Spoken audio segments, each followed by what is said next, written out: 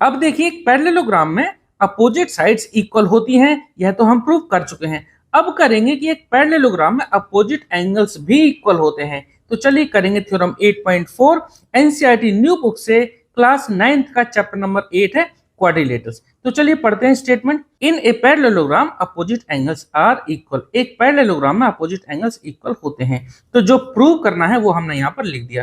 Prove क्या करना है, देखिए अपोजिट एंगल्स मतलब कि ये एंगल और ये, इसको हम एंगल बी बोल सकते हैं या फिर एंगल ए बी सी ऐसे भी बोल सकते हैं।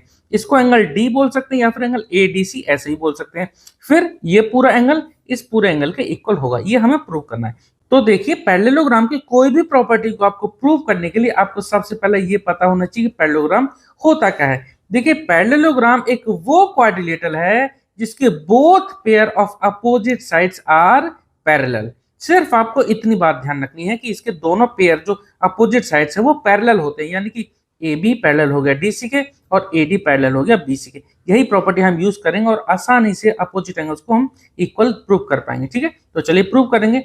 अब क्योंकि हमें ये एंगल और ये एंगल, ये अपोजिट एंगल है ना, इनको इक्वल प्रूव करना है, तो हमें इन दोनों ट्रायंगलों को कॉन्ग्रुएंट प्रूव करना होगा। ठीक है, ये ट्रायंगल ए बी सी और दूसरा ट्रायंगल सी डी ए, इन दोनों ट्रायंगलों को हमें कॉन्ग्रुएंट प्रूव करना होगा। चलिए पहले हम यहाँ लिख लेते हैं, लिख लेते हैं पहले in triangle ABC and triangle CDA, in triangle ABC and triangle CDA.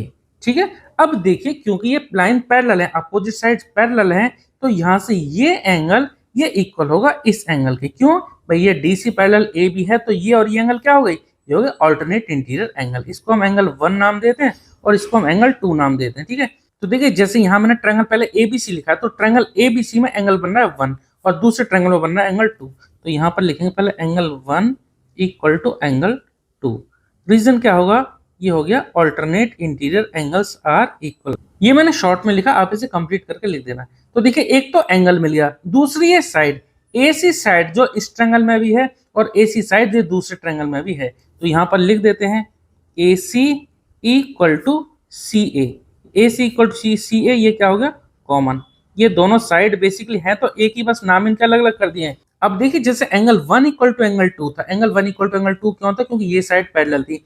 ऐसे ही ये AD साइड BC के पैरेलल है, यानी कि यहाँ भी हम ऑल्टरनेट इंटीरियर एंगल इक्वल दिखा सकते हैं। देखो ये एंगल इक्वल होगा इस एंगल के। ठीक है, मैं यहाँ पर ये इस तरह से मार्क कर देता हूँ।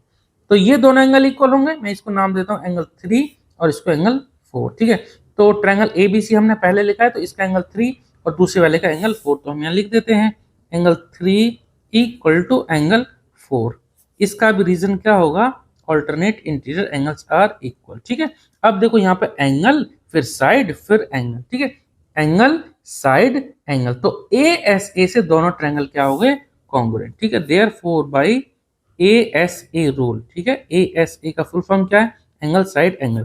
तो बाय ASA रूल से क्या हो गया, दोनों ट्रायंगल यानी कि ट्रायंगल ABC ये कॉन्ग्रुएंट हो गया ट्रायंगल CDA। ठीक है, देखो CDA ABC और फिर क्या होगा CDA। आपको यहाँ पर एक बात ध्यान रखनी कि जिस ऑर्डर में मैंने ट्रायंगल के नाम दिए दोनों, वो जरूरी है। क्यों, देखो एंगल A जो है ना, ये एंगल A का पार्ट है 1, ऐसे एंगल C का पार्ट है यहाँ पर 2। क्योंकि 1 और 2 दोनों इक्वल थे, तो अगर इधर A लिखता हूं तो दूसरा एंगल क्या था यहाँ पर C, तो यहाँ पर C लिखूंगा। ठीक है, ऐसे B, तो चलो B का नहीं पता कोई बात नहीं, C जो लास्ट में है C और ये A, C का देखो एंगल ट्रायंगल ABC में C का पार्ट है एंगल 3 और जो A का पार्ट है 4, तो C पे और A पे जो हमारा 3 और 4 बन रहा है, इसलिए ध्यान रखना आपको इनका ऑर्डर गलत नहीं होना चाहिए। ठीक है, अब ये दोनों ट्रायंगल कॉन्ग्रुएंट हो गए, तो देयरफॉर बाय CPCT के according corresponding part of congruent triangle, ये इसका फुल फॉर्म है। तो CPCT के अकॉर्डिंग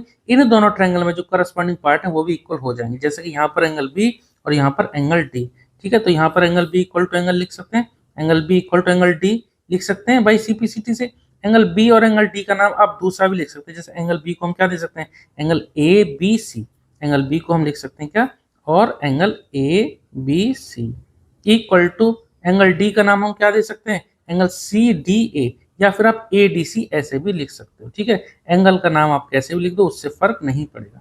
ठीक है, अब देखो जैसे हमने यहाँ पर ये एंगल और ये एंगल तो प्रूव कर दिए।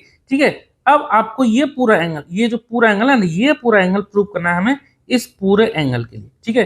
तो उसके लिए क्या करना पड़ेगा, देखो जैसा हमने एंगल बी और एंगल डी प्रूव करे इस डायगोनल के अकॉर्डिंग, अब अगर आपको ये पूरा एंगल ए और ये पूरा एंगल ए इक्वल दिखाना तो आपको एक डायगोनल और यहाँ पे ड्रॉ करना पड़ेगा, ठीक है। मैं यहाँ पे एक डायगोनल यहाँ ड्रॉ कर देता हूँ, बी डी को लाइन खींच देता हूँ, ठीक है।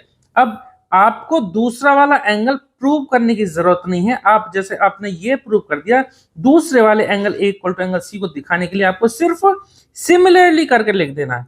सिमिलरली मतलब उसी प्रकार या उसी तरह से, ठीक है। Similarly we can prove, similarly we can prove that, इस एंगल का नाम क्या होगा, एंगल डी ए बी।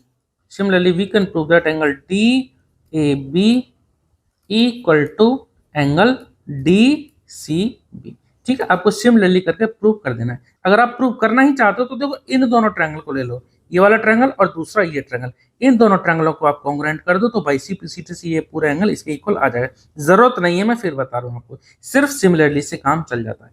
उम्मीद करता हूँ कि आपको ये थ्योरम समझ में आई होगी। अगर आपका कोई डाउट रहता है तो प्लीज आप कमेंट सेक्शन में जरूर पूछना। चलिए मिलते हैं नेक्स्ट वीडियो में थ्योरम 8.5 के साथ। Okay, thank you.